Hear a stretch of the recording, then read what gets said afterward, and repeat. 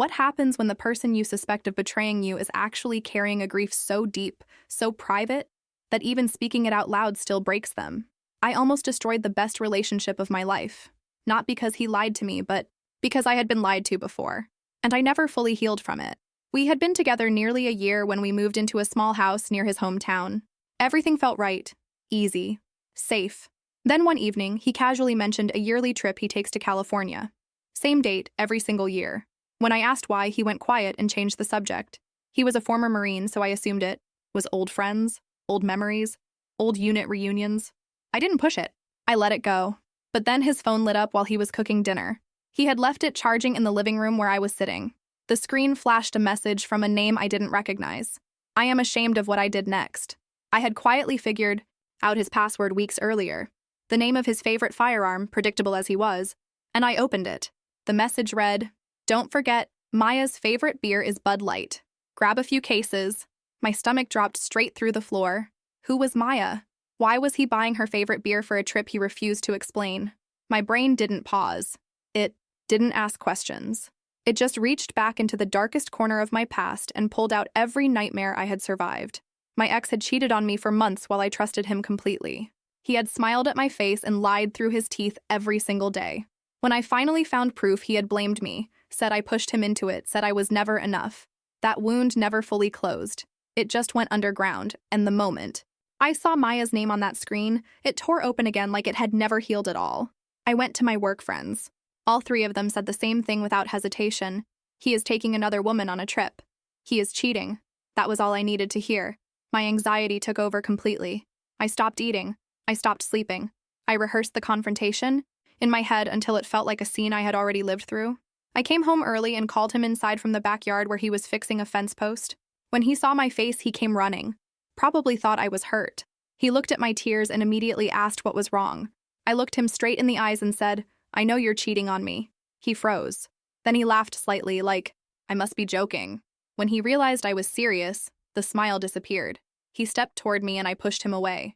He stepped back and asked, very quietly, "What made you think that?" I told him I knew about Maya. I knew he was flying to see her. He nodded slowly and said, "Yeah, I am." I broke apart completely. He had just admitted it. I was sobbing so hard I could barely breathe, and then he reached into his wallet and pulled out an old photograph. He handed it to me without a word. Two Marines in full combat gear, arms around each other's shoulders, rifles in hand. One of them was him, younger but unmistakable. The other was a woman with a wide smile and kind eyes. I had seen this photo before. His friend had posted it in a memorial. I just had never connected the name. Maya had taken her own life 3 years earlier while they were deployed together. He sat down across from me and explained everything slowly, like he had been waiting for a long time to finally say it out loud. Every year on the anniversary of her death, he flies to California where her family lives. He visits her grave. He has dinner with her parents. He brings her favorite beer, and they sit together sharing stories about her. It is how they all survive. The loss. It is the only way any of them know how to keep her memory alive. I felt like the ground beneath me had turned to glass. I had taken his grief, the most sacred, private, painful part of who he was, and twisted it into something ugly. I had accused him of betrayal while he was quietly honoring someone he had lost and could never get back. I started apologizing, words pouring out of me in a flood, and he just sat there silently for a long moment. Then he looked at me and said, "I should have told you, I just don't like talking about it. It still hurts." He was not angry. He was sad, and somehow that was so much worse. We talked for hours that night. He told me about Maya, who she was, the guilt he still carried, how hard it had always been to open that door for anyone.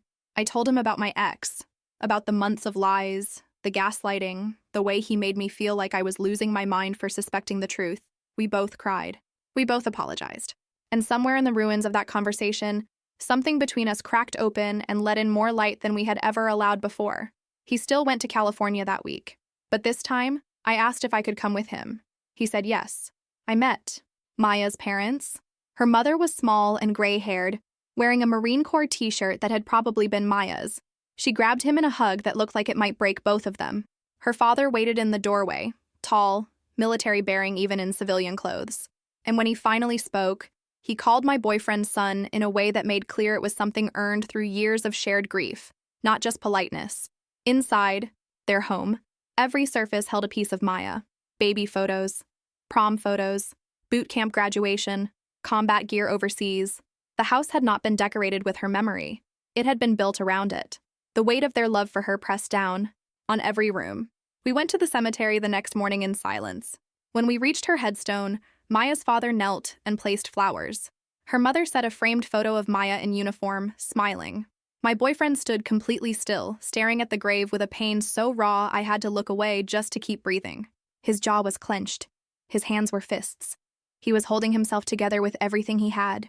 Each of them took a beer and poured it slowly onto the grass in front of her headstone. A ritual so simple and so full of love it was almost unbearable to witness. Then they stood there drinking in the sunlight and taking turns telling stories about her. Maya winning a poker tournament and trash-talking soldiers twice her size. Maya attempting to cook and being so spectacularly bad at it that everyone learned to eat before coming to her place. Maya belting country songs in the barracks shower loud enough for the entire building to hear. My boyfriend dropped to one knee in the grass and touched the carved letters of her name, tracing each one slowly. He spoke to her in a voice so quiet I could barely hear it. He told her about me, about how scared he had been to let anyone in, again after losing her. He apologized for taking 3 years to bring someone here, afraid she would think he was replacing her or forgetting what she meant to him. He told her he missed her every single day, that the guilt of surviving still woke him up at night sometimes. Watching him break down at her grave made me understand something I could not have learned any other way. This was not old grief that had softened with time. This was fresh and aching and living just beneath the surface of everything he did. A wound that never fully closed. A weight he carried every single morning when he woke up. Maya's mother came and stood beside me. She put her arm around my shoulders and spoke quietly, saying she was grateful he had me now, that Maya would want him to be happy and loved. The generosity of those words, from a woman who visited her daughter's grave every year and poured beer on the ground just to feel close to her, hit me somewhere I had no defenses left to protect. I started crying and could not stop. That night, in our hotel room, I held him while he fell apart completely. Deep, body-shaking sobs that came from somewhere so primal it almost frightened me. I did not try to fix it or make it stop. I just held on and let him feel it. When he could finally speak, he told me he felt guilty for being alive when she was not. Guilty for finding happiness with me when she would never have that chance. He kept apologizing for crying, for breaking down, for being a mess, and I kept telling him to stop apologizing for being human. We stayed up talking through the night. He shared what he had never been willing to share before. I shared what I had kept buried under layers of forced toughness. We talked about how we had both been protecting ourselves in ways that kept the other person out. He withdrew on hard days instead of letting me see him struggle. I monitored and suspected instead of asking what was wrong. Neither of us had been fully honest because we were both still flinching from old wounds neither of us had properly treated. We made each other a promise that night. He would be more open about his hard days instead of disappearing into silence. I would voice my anxiety when it rose instead of letting it grow into accusations and paranoia. We were not going to let our damage quietly wreck something we both wanted to keep. When we came home, I booked my first therapy appointment. I found someone who specialized in betrayal trauma and trust issues. Not someone who would tell me to get over it, but someone who could help me understand why I kept bracing for a disaster that was not happening. My first session, I barely made it through explaining why I was there before I was crying harder than I had in years.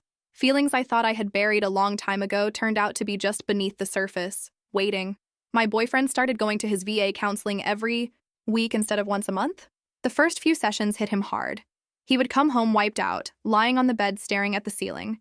But after a few weeks, something shifted. He started sharing small pieces of what he was working through.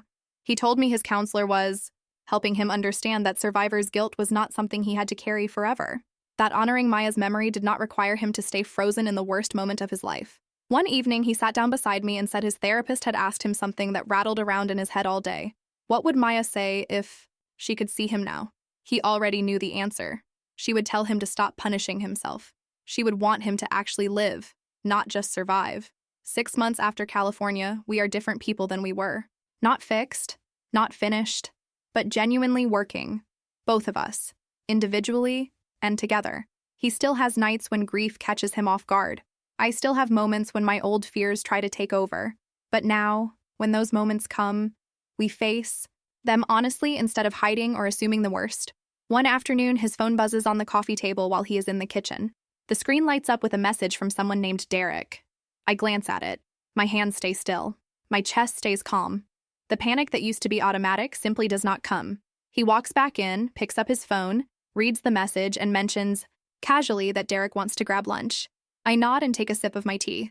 That quiet moment, that complete absence of fear, feels like the most significant victory of my life. I almost lost him because I let my past tell me a story about my present. Because I looked at a man carrying 3 years of grief and decided it must be something shameful instead of something sacred. Because I had been hurt before and convinced myself that being hurt again was inevitable. So I might as well find the proof first. But he showed me something I had stopped believing was possible. That some people are exactly who they say they are. That silence is not always hiding a lie. Sometimes it is protecting a wound that is still learning how to heal. And sometimes the most loving thing another person can do is sit beside you in that silence. Not to fix it, not to fear it, but simply to let you know that you do not have to carry it alone anymore. I am still learning that. We both are. And honestly, that feels like exactly enough.